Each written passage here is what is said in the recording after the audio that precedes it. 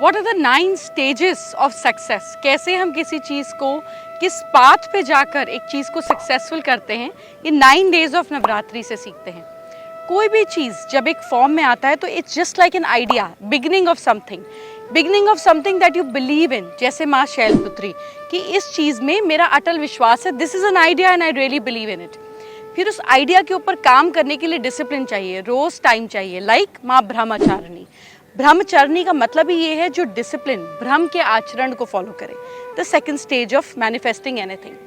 Third stage is Chandraghanta. जब आप declare करते हैं कि मैं ये काम करने वाली हूँ, I am going to do this, stage of declaration is माँ चंद्रघंटा, जिसमें एनर्जी बहुत लगती है।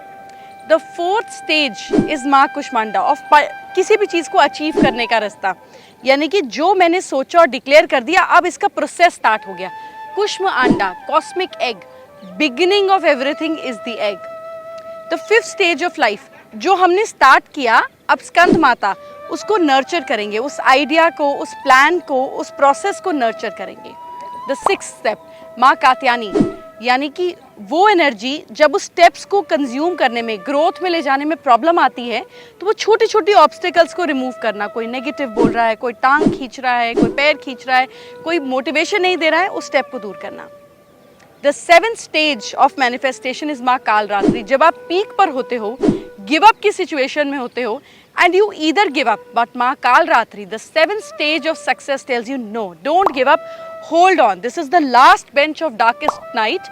इसके बाद अंधेरा नहीं है, उजाला है। तो माँ कालरात्रि लास्ट नेगेटिविटी और बिगेस्ट नेगेटिविटी को रिमूव करती हैं।